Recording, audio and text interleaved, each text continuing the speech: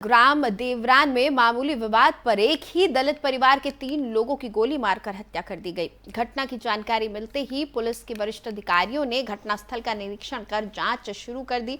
Police अधीक्षक D R टेनीवार से मिली जानकारी के अनुसार दमोह जिले के देहात थाना अंतर्गत ग्राम देवरान में मंगलवार की सुबह 6:30 बजे महिला संबंधी विवाद पर 2 लोगों के बीच गाली गलौज होने पर एक ही परिवार के मां बेटे और पिता की गोली मारकर हत्या कर दी गई। इस संबंध में पुलिस अधीक्षक डीआर तेनीवार ने बताया कि आरोपियों की पुलिस तलाशी कर रही है, वहीं घायलों को इलाज के लिए जिला अस्पताल में भर्ती करवाया गया है। घटना की जानकारी मिलते ही डीएमएस कृष्ण चैतन्य घटनास्थल पर पहुंचे। उन्होंने बताया कि इस मामले में जो भी नियमानुसार कार्रवाई होगी पुलिस द्वारा की जाएगी। इसके अलावा शासन द्वारा अनुसूचित जाति जनजाति अधिनियम के तहत जो भी मदद मृतक के परिजनों को निर्धारित होगी उन्हें प्रदान की जाएगी।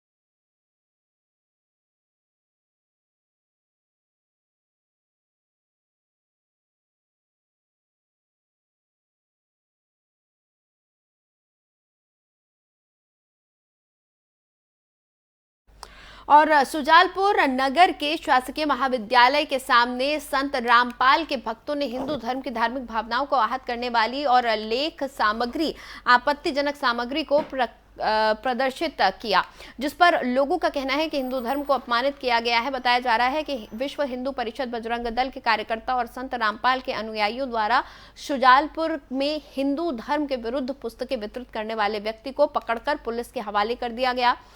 शख्स के खिलाफ आवेदन बनाकर थाने में दे दिया गया है। बजरंग दल के कार्यकर्ताओं का कहना है कि किताब में हिंदू धर्म के खिलाफ लिखा गया है।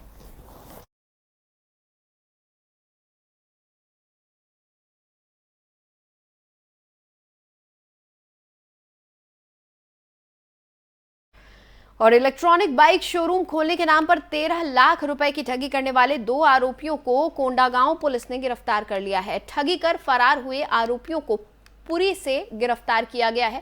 आरोपियों के पास से करीब 9,40,200 रुपए के सामान को जब्त किया गया है।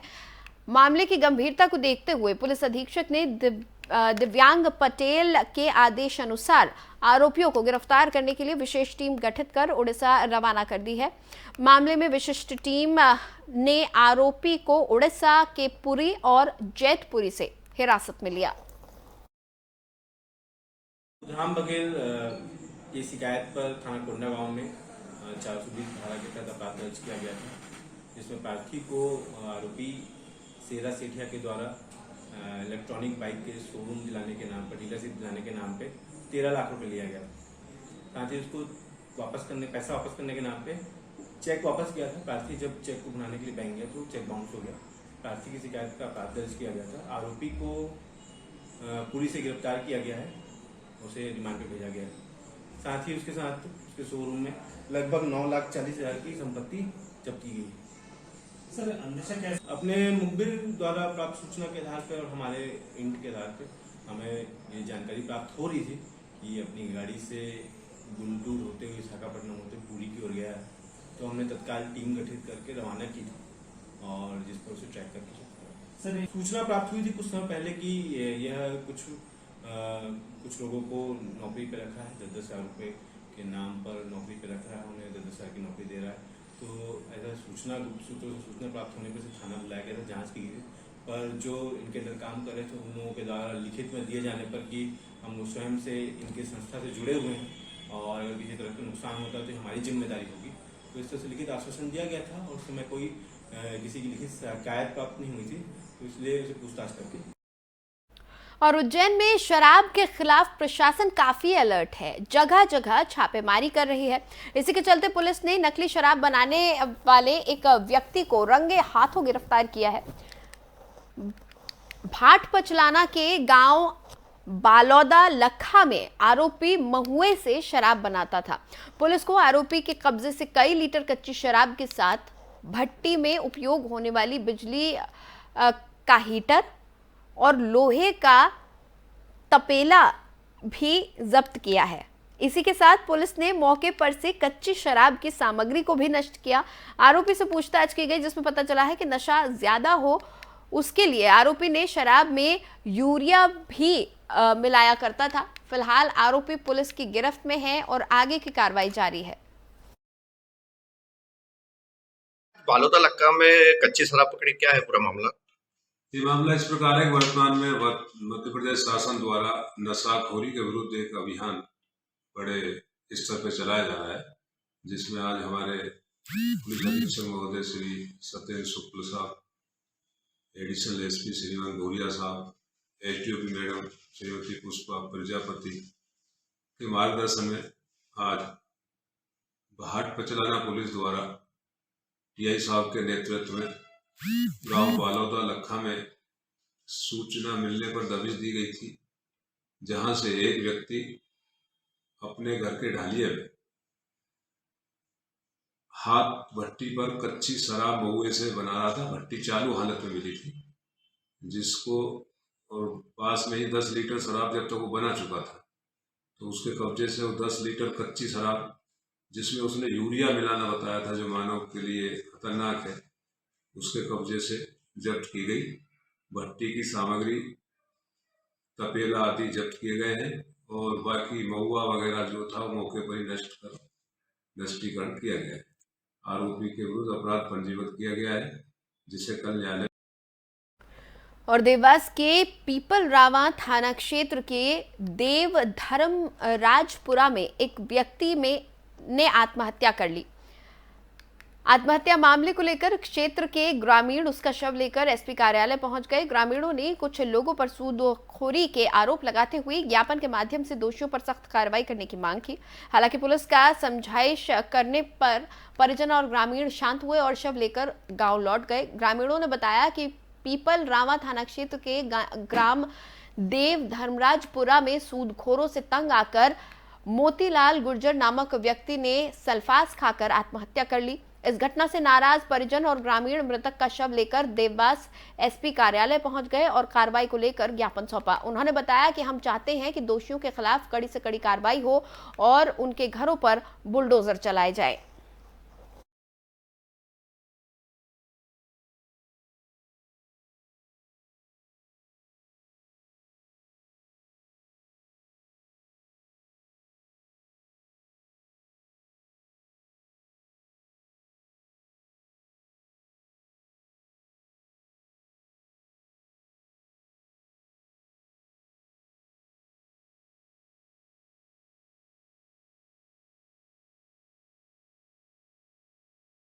उधर छत्तीसगढ़ में सियासत काफी गरमाई हुई है। कांग्रेस ने बीजेपी पर निशाना साधा है। कानून व्यवस्था को लेकर भाजपा के आरोप पर पलटवार करते हुए कांग्रेस संचार प्रमुख सुशील आनंद शुक्ला ने कहा कि भारतीय जनता पार्टी अनर्गल आरोप लगा रही है। छत्तीसगढ़ में रमन राज की तुलना में कांग्रेस की सरकार बनने के बाद कानून व्यवस्था दुरुस्त हुई है। अपराधियों को सलाखों के पीछे डालने के लिए अभियान चलाया जा रहा है। भाजपा के समय तो अपराध होने के बाद एफआईआर तक दर्ज नहीं होती थी।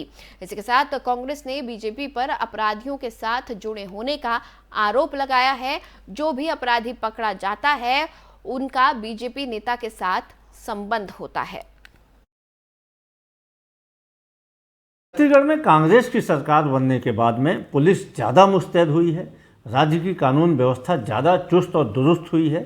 एनसीआरबी के आंकड़े बताते हैं कि छत्तीसगढ़ में रमन राज की अपेक्षा कांग्रेस की सरकार बनने के बाद अपराधों की संख्या में कमी आई है। हमारी सरकार बनने के बाद एक भी ऐसी आपराधिक घटना नहीं है जिसके कि अपराधी गिरफ्तार न हुए हों। रमन राज में तो अपराध के बाद में एफआईआर तक दर्ज नहीं होती थी, अपराधी फरार हो जाते थे, उनको गिरफ्तार नहीं किया जाता था। आज पुलिस पूरी सक्रियता दिखाते हुए कहीं भी अपराध होता है तत्काल अपराधियों को कानून के चंगुल के पीछे ले जाती है। दूसरा एक सवाल ये खड़ा होता है कि आजकल जितने भी आपराधिक घटनाएं हो रही हैं, जब अपराधी पकड़ाते हैं तो उनके पीछे कोई न कोई भारतीय जनता पार्टी का नेता या कार्यकर्ता रहता है। साधुओं के साथ में जो मारपीट हुई उसमें भी भारतीय जनता पार्टी के पार्षद का प्रतिनिधि, पार्षद का भाई था।